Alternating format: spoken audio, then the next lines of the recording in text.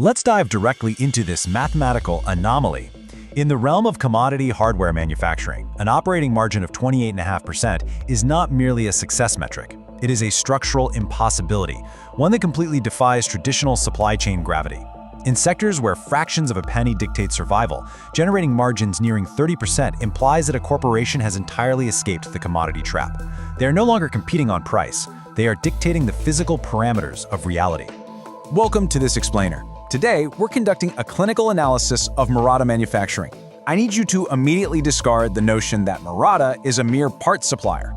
They are, in fact, the physical sovereign of the digital estate.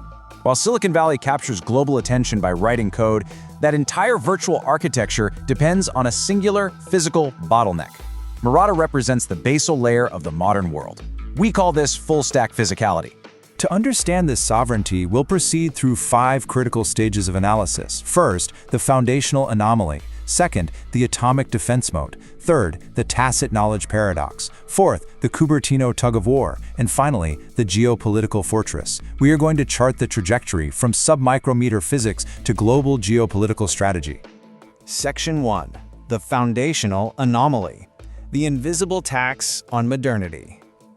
We operate under the illusion that software is eating the world. The clinical reality is that hardware is the plate the world eats on. Every line of code, every algorithmic calculation requires a stable flow of electricity. If Taiwan Semiconductor is the brain of the global economy, Murata is the nervous system. Without it, the brain signals never reach the muscles. Now, what's structurally fascinating about this quantitative data is the sheer necessity of their product. A single flagship smartphone houses up to 1,200 multi-layer ceramic capacitors, or MLCCs. Specifically, we're looking at the 0402 size unit. That measures just 0.4 millimeters by 0.2 millimeters. We must apply a 3-layer expansion to truly grasp this. Technically, achieving capacitance in a space the size of a grain of sand requires absolute molecular engineering. Economically, this density requirement creates an insurmountable barrier to entry, locking in those 28.5% margins we just discussed. Geopolitically, the entity that can reliably produce 1,200 of these per smartphone holds literal veto power over the consumer electronics sector. And this brilliantly illustrates the volume scaling required as we transition beyond consumer electronics. Examine the data here. An electric vehicle demands between 10,000 and 15,000 units. Murata commands a 40% global dominance across these platforms. This 1.6 trillion yen operation is not a vendor. It is a structural necessity. If Murata's production lines cease operations, the global rollout of 5G infrastructure and electric vehicles freezes immediately. Supply chains wouldn't pivot, they would collapse within weeks. Section 2. The Atomic Defense Moat. The Alchemy of Powder and Fire. We must transition our focus to the molecular level of barium titanate synthesis. The core material of an MLCC is not merely purchased on the open market, it's synthesized in-house. This is where capital cannot substitute for the statistical control of chaos. Let's examine how this builds into their ultimate strategic defense. This is the triple-layer expansion in practice. Step 1. The technical reality.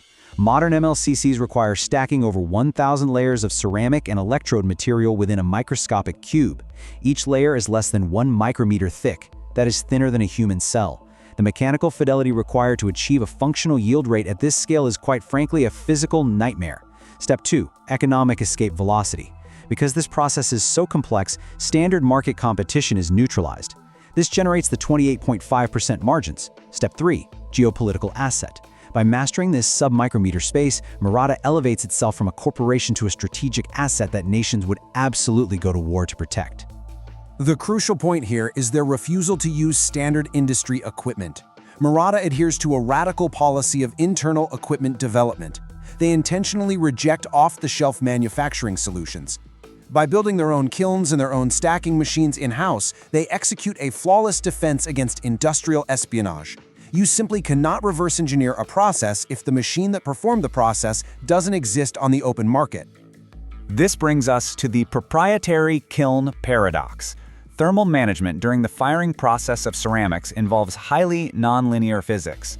Competitors can synthesize the identical barium titanate powder. They can attempt the exact same stack. But without Murata's proprietary kiln, without the specific thermal ramp-up and cooling cycles, the exact thermal signature of the bake, The ceramic will fracture, or it will lose its capacitance at the nano level. The kiln is an unhackable single point of failure for the global digital economy.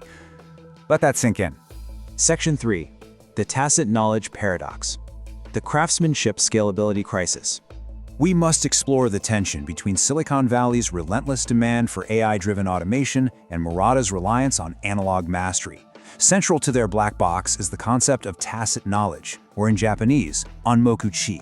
This is deep, non-codified expertise held by veteran engineers. It cannot be downloaded, it cannot be digitized, it cannot be trained into a neural network.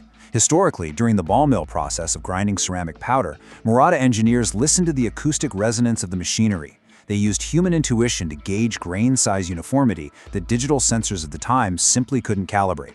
The strategic debate for the boardroom is this: as we move toward the 1.6 nanometer threshold and beyond, can human intuition continue to scale? Or is this human-centric engineering an ultimate adversarial defense against data exfiltration? After all, you cannot hack what is not digitized. Let's examine the physical manifestation of this expertise, the Yasu plant protocol. In Shiga Prefecture, billions of components are processed not in a chaotic, loud factory, but in vacuum-sealed, semiconductor-grade cleanrooms. There are no thumping presses here. It is a clinical coldness, an eerie silence. This silent, relentless pursuit of the physical limits of our universe is exactly how analog mastery scales to global mass production. Section 4. The Cupertino Tug-of-War. The power inversion. We must radically reframe the relationship between American software giants and Japanese hardware manufacturers. It's a high-stakes tug-of-war over the physical limits of hardware. This comparison highlights a phenomenon known as the iPhone shock. Now, Apple is the undisputed monarch of the supply chain, historically dictating terms, margins, and software roadmaps to its vendors. But when Murata speaks, Apple listens. Apple's roadmap for thinner, more powerful consumer devices is physically, undeniably dictated solely by the rate at which Murata can shrink the 0402 MLCC. Murata dictates the physical limits. Apple doesn't simply buy from Murata, they wait for Murata. And this is entirely a matter of technical necessity, not commercial choice. When rival suppliers attempt to undercut Murata's pricing, their components fail. They fracture under the extreme thermal stress of rapid charging. They shatter under the kinetic shock of standard drop tests. This is the only relationship in Tim Cook's entire ledger where the power dynamic is truly mathematically inverted. Technical reality commands the market here, not the other way around. Section 5. The Geopolitical Fortress. Silent Diplomacy in the Indo-Pacific. We must zoom out to the macro-level implications of this passive component hegemony, particularly in the context of the US and China chip war. Observe their manufacturing footprint. Despite global trends of offshoring for cheaper labor, Murata practices aggressive onshoring. They maintain their most advanced R&D and high-end production lines inside Japan, specifically the mother factories in Shime, Fukui, and Okayama. This localization in rural Japan is not corporate sentimentality. It is a calculated, strategic denial of technology transfer. It's a geographic shield explicitly designed to prevent intellectual property leakage during periods of severe global volatility. Finally, observe how this domestic fortress translates into global diplomacy. Examine the EV reliance chart. With 40% global dominance, Murata is the silent diplomat of the geopolitical sphere. An advanced logic chip is completely useless without the MLCCs required to stabilize its power supply. Therefore, neither the American Big Three automakers nor the Chinese EV giants can achieve strategic autonomy without Japanese hardware. Every single move in the electric vehicle arms race requires a handshake with Murata. In a world obsessed with software, who truly owns the future? The person who writes the code, or the person who owns the only machines capable with powering it?